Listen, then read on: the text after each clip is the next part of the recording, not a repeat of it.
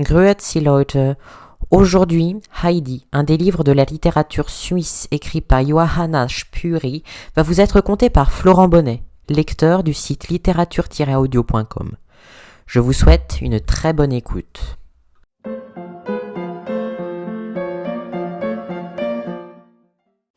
Chapitre 6. Nouveau chapitre et choses nouvelles. Clara, la petite fille infirme de M. Sesemann à Francfort, était assise dans le grand fauteuil de malade où elle passait toutes ses journées et dans lequel on la roulait d'une chambre à l'autre. Dans ce moment, elle était établie à la chambre d'études, à côté de la grande salle à manger. Toutes sortes de meubles commodes et d'objets utiles ou élégants, disséminés un peu partout, lui donnaient un air habité, et montraient assez que c'était là qu'on se tenait de préférence. La grande vitrine, garnie de livres, rappelait la destination de cette pièce, et laissait facilement deviner que c'était là que la petite infirme prenait chaque jour ses leçons.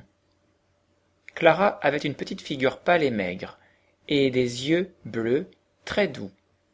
En ce moment, elle les tenait fixés sur la pendule, qui semblait aller plus lentement encore que d'ordinaire, car Clara dit d'un ton d'impatience qui ne lui était pas habituel. « N'est-ce vraiment pas encore le moment, mademoiselle Rottenmeier ?» La dame, à qui elle s'adressait, était assise bien droit devant une petite table à ouvrage et tricotait.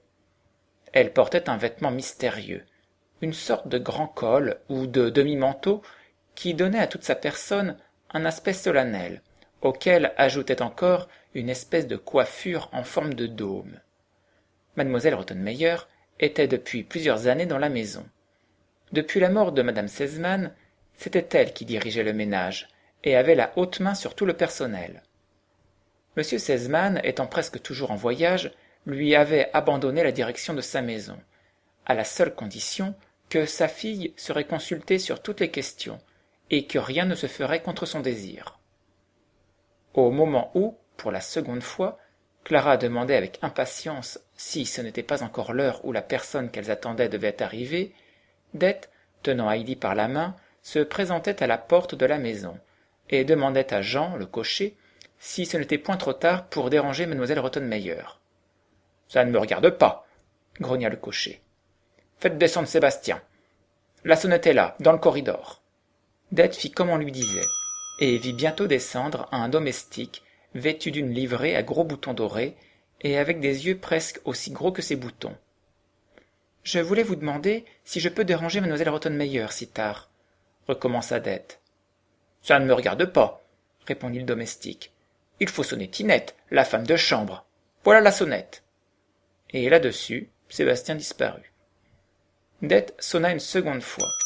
Mademoiselle Tinette parut aussitôt sur l'escalier avec un frais petit bonnet blanc posé au milieu de la tête et un sourire moqueur sur les lèvres. « Qu'est-ce que c'est ?»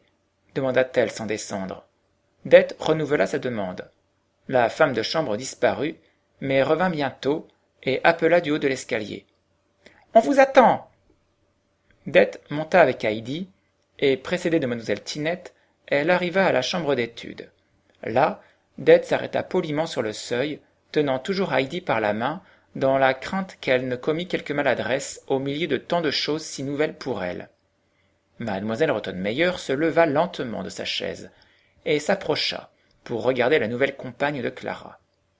Son examen ne parut pas du tout la satisfaire. Heidi avait sa simple petite robe d'indienne et son vieux chapeau de paille tout froissé, et elle contemplait tout à fait innocemment, mais avec une surprise évidente, l'espèce de dôme que la dame portait sur la tête. « Comment t'appelles-tu » demanda mademoiselle Rottenmeier, après avoir longuement examiné l'enfant, qui ne la quittait pas non plus des yeux. « Heidi, » répondit-elle de sa voix claire et distincte. « Comment dis-tu ? Ce n'est pas un nom chrétien. Ce n'est pas comme cela qu'on t'a baptisé. Quel nom as-tu reçu au baptême ?»« Je ne me rappelle plus, » répondit Heidi. « Quelle réponse !» s'écria la dame, en haussant les épaules. « Dete, dites-moi, cette enfant est-elle nigaude ou impertinente ?» « Avec la permission de mademoiselle, et si mademoiselle veut bien, je parlerai moi-même pour la petite, car elle est tout empruntée, » répondit Dete, après avoir donné une bonne secousse à Heidi pour l'engager à se taire. « Elle n'est pas du tout nigaude, ni impertinente. Elle ne sait pas même ce que c'est. Elle dit les choses comme elle les pense, et sans malice. Seulement c'est la première fois qu'elle entre dans une maison de maître, et elle ne connaît pas encore les manières. Mais elle a de la bonne volonté, et elle apprendra facilement si mademoiselle veut bien être indulgente.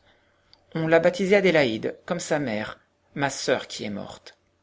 Allons, c'est bon. C'est au moins un nom qu'on peut dire, remarqua mademoiselle Rottenmeier. Mais dete, je vous dirai que cette petite m'a l'air un peu drôle pour son âge. Je vous avais fait savoir que la compagne de mademoiselle Clara devait être de son âge, pour pouvoir suivre les leçons avec elle, et partager toutes ses occupations. Mademoiselle Clara a 12 ans passés. Quel âge a cet enfant? Avec la permission de mademoiselle, je n'avais plus moi-même son âge très présent à la mémoire. Elle est bien, en effet, un peu plus jeune, mais ce n'est pas grand-chose. Je ne peux pas dire au juste. Elle doit avoir environ 10 ans, ou peut-être davantage. J'ai maintenant 8 ans. C'est le grand-père qui me l'a dit, interrompit Heidi. La cousine la secoua une seconde fois, pour la faire taire. Mais Heidi, qui ne comprenait pas pourquoi, n'eut pas du tout l'air embarrassé. Comment? Seulement 8 ans? S'écria mademoiselle Rottenmeier, avec une certaine indignation. 4 de moins qu'il ne faudrait. Qu'est-ce que cela va donner? Et qu'as-tu donc appris? Quel livre as-tu eu dans tes leçons? Point, répondit Heidi. Comment? Que dis-tu? Alors, comment as-tu appris à lire? Je n'ai pas appris, et Pierre non plus. Miséricorde, tu ne sais pas lire. Tu ne sais vraiment pas lire, s'écria mademoiselle Rottenmeier au comble de l'effroi. Est-il possible? Ne pas savoir lire? Mais qu'as-tu donc appris? Rien, répondit Heidi, conformément à la vérité.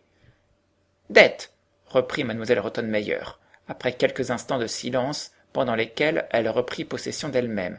Elle n'est point du tout comme nous avions convenu. Comment avez-vous pu m'emmener cette petite créature? Mais Dete ne se laissait pas si facilement déconcerter, et répondit hardiment. Avec la permission de mademoiselle, cet enfant est exactement comme je croyais que mademoiselle voulait l'avoir. Mademoiselle m'avait dit qu'elle devait être tout à fait à part, pas du tout comme les autres enfants. C'est pourquoi j'ai pris la petite, parce que chez nous, dès qu'elles sont plus grandes, elles ne sont déjà plus si à part. Et il me semblait qu'elle était précisément comme mademoiselle avait dit. Maintenant, il faut que je parte, car ma maîtresse m'attend. Si elle me le permet, je reviendrai bientôt pour voir comment vont les choses. Et avec une révérence, Dete quitta la chambre et descendit rapidement l'escalier. Mademoiselle Rottenmeier resta d'abord interdite, puis elle courut après Dete en réfléchissant tout à coup qu'elle avait une quantité de choses à arranger avec elle, dans le cas où l'enfant resterait chez M. Sesemann. En tout cas, elle était bien réellement là pour le moment, et la cousine avait eu sans doute la ferme intention de la laisser. Heidi était restée debout sur le seuil, à l'endroit même où elle avait été depuis le commencement de l'entrevue. Clara, qui avait jusque-là assisté en silence à tout ce qui se passait, fit signe à Heidi, en lui disant « Viens vers moi ». Heidi s'approcha du fauteuil à roulettes. « Aimes-tu mieux t'appeler Heidi ou Adélaïde ?» demanda Clara. « Je m'appelle seulement Heidi, et rien d'autre. »« Eh bien, c'est ainsi que je t'appellerai toujours. Ce nom me plaît pour toi, mais je ne l'ai encore jamais entendu, et je n'ai jamais vu non plus une enfant comme toi.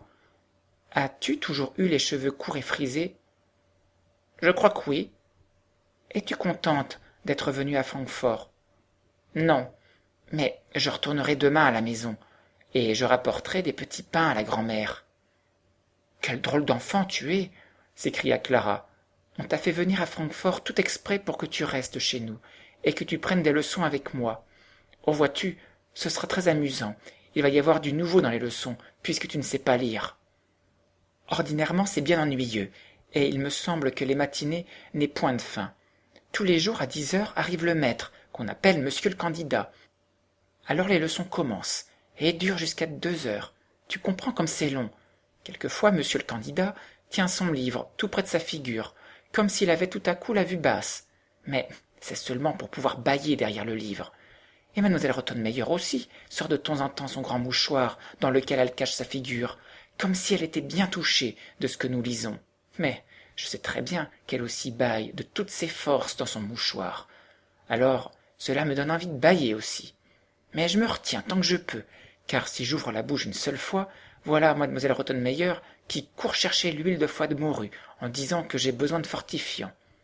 Et, vois-tu, avaler cette huile de foie de morue, c'est tout ce qu'il y a de plus affreux. J'aime encore mieux me contenir de bâiller.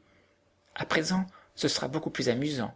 J'écouterai comment tu apprendras à lire. » En entendant parler d'apprendre à lire, Heidi secoua la tête d'un air de doute. « Mais oui, Heidi, tu comprends qu'il faut que tu apprennes. Tout le monde doit savoir lire. Et puis, monsieur le candidat est très bon. Il ne se fâche jamais, et il t'expliquera tout. Seulement, vois-tu, quand il explique quelque chose, on n'y comprend rien du tout. Alors, il n'y a qu'à attendre la fin, et ne rien dire. Sans quoi il explique encore plus, et on comprend toujours moins. Mais après, quand on a appris quelque chose et qu'on le sait bien, on comprend ce qu'il a voulu dire. » À ce moment, mademoiselle Rottenmeier rentrait dans la chambre visiblement excitée, car elle n'avait pas pu rattraper d'elle dans l'escalier. La cousine ne lui avait pas laissé le temps de lui expliquer tout au long en quoi Heidi n'était pas du tout l'enfant qu'elle voulait. Maintenant, elle ne savait pas que faire pour revenir en arrière, l'affaire étant trop avancée, et après tout, c'était elle qui en était la cause. Dans son excitation, elle allait et venait de la salle d'études à la salle à manger, où elle finit par s'en prendre à Sébastien, qui venait de mettre le couvert, et promenait d'un air pensif ses gros yeux ronds tout le tour de la table, pour s'assurer qu'il n'y manquait rien. « Vous finirez vos réflexions un autre jour, » lui cria-t-elle. « Tâchez qu'on puisse se mettre à table aujourd'hui. » Puis elle appela la femme de chambre d'un ton si peu engageant que Tinette se hâta d'arriver à plus petits pas encore que d'habitude. Elle regarda mademoiselle Rottenmeier d'un certain air railleur, qui empêcha celle-ci de l'apostropher à son tour, mais sa colère intérieure augmenta d'autant plus. « Il faut aller préparer la chambre de la nouvelle arrivée, Tinette, » dit la dame, en s'efforçant d'être calme. « Tout est en ordre, il n'y a plus qu'à ôter la poussière. »« Ça vaut vraiment la peine, » hasarda Tinette, de son ton moqueur en quittant la chambre. Pendant ce temps, Sébastien avait ouvert la porte à deux battants avec un fracas inusité. Il était furieux, et exhalait ainsi sa mauvaise humeur, n'osant pas, comme Tinette, répondre à mademoiselle Rottenmeier. Après quoi il se disposa à rouler le fauteuil de Clara à la salle à manger. Pendant qu'il rajustait la poignée qui était de travers, Heidi vint se mettre droit devant lui et le regarda fixement. Il s'en aperçut, et cela acheva de le mettre de mauvaise humeur. « Eh bien, qu'y a-t-il aussi curieux ?» grommela-t-il avec impatience, ne se doutant pas de la présence de mademoiselle Rottenmeier, qui entrait dans la chambre. Heidi répondit sans hésiter. « Tu ressembles à Pierre le chevrier. » La dame joignit les mains avec stupeur. « Est-il bien possible ?» gémit-elle. « Voilà qu'elle tutoie les domestiques. Il lui manque les notions les plus élémentaires à cette créature. » Le fauteuil avait été roulé à la salle à manger, et Sébastien installa Clara à table sur un siège commode. Mademoiselle Rottenmeier s'assit à côté d'elle et fit signe à Heidi de prendre place vis-à-vis. Comme elles n'étaient que les trois à table, les couverts étaient très espacés, et Sébastien avait toute la place nécessaire pour offrir les plats. Heidi découvrit avec joie à côté de son assiette un joli petit pain blanc, mais elle ne fit pas un mouvement et n'osa rien dire d'abord. Il paraît que la ressemblance qu'elle avait découverte lui avait inspiré une confiance toute particulière en Sébastien, car lorsqu'il s'approcha d'elle avec un grand plat de poisson, elle lui demanda en lui montrant le petit pain. « Est-ce que je peux le prendre ?» Sébastien fit un signe affirmatif en jetant un regard du côté de mademoiselle Rottenmeier, pour voir quel effet cette question avait produit sur elle. Aussitôt, Heidi saisit le petit pain et le fourra dans sa poche. Sébastien fit une grimace, comme s'il avait envie de rire, mais il savait bien qu'il ne devait pas se le permettre. Il se tenait toujours devant Heidi, immobile et silencieux, n'osant ni parler, ni s'éloigner avant qu'elle ne fût servie. Heidi le regarda un moment, tout étonné, et finit par lui demander « Faut-il que je mange de ça ?» Sébastien fit de nouveau signe que oui. « Eh bien, sers-moi » dit-elle en regardant tout tranquillement son assiette. Sébastien fit une grimace encore plus prononcée, et le plat se mit à trembler dans ses mains. « Vous pouvez poser le plat sur la table, et vous reviendrez quand on vous appellera, » dit alors mademoiselle Rottenmeier d'un ton sévère. Sébastien disparut. « Quant à toi, Adélaïde, je vois que j'ai à t'enseigner les choses les plus élémentaires, » reprit-elle, en poussant un profond soupir. « Avant tout, je vais te montrer comment on se sert à table. » et la dame procéda à l'opération lentement, en accentuant tous ses mouvements. « Ensuite, continua-t-elle, je te ferai remarquer que tu ne dois pas adresser la parole à Sébastien à table, et du reste, jamais, à moins que tu aies une question indispensable à lui faire ou une commission à lui transmettre. Et dans ce cas, tu ne dois pas lui dire « tu », mais seulement employer le pronom « vous ». Comprends-tu? Et que je ne t'entende plus d'appeler autrement. De même pour Tinette, la femme de chambre. Moi, tu m'appelleras mademoiselle, comme tout le monde le fait. Quant à Clara, elle décidera elle-même comment elle veut que tu la nommes. Clara, naturellement, dit celle-ci. Puis vinrent une quantité de règles de conduite sur la manière de se lever, d'aller au lit, d'entrer et de sortir, de fermer les portes, si bien que Heidi, fatiguée de son long voyage, sentit ses yeux s'appesantir, et finit par s'endormir sur le dossier de sa chaise. Quand mademoiselle Rottenmeier arriva enfin au bout de ses exhortations, elle conclut en disant « Tu y penseras, Adélaïde. As-tu bien tout compris ?» Heidi dort depuis longtemps, répondit Clara, fort divertie. Jamais le souper ne s'était passé d'une manière aussi amusante. C'est inouï, les expériences qu'on fait avec cet enfant, s'écria mademoiselle Rottenmeier, tout à fait fâchée, et elle sonna si violemment que Tinette et Sébastien se précipitèrent à la fois dans la chambre. Mais tout ce bruit ne parvint pas à tirer Heidi de son sommeil, et elle en eut toutes les peines du monde à la réveiller assez pour l'emmener à sa chambre, en traversant d'abord la salle d'études, puis la chambre de Clara, enfin celle de mademoiselle Rottenmeier, qui ouvrait à son tour sur la chambre de l'angle destinée à Heidi.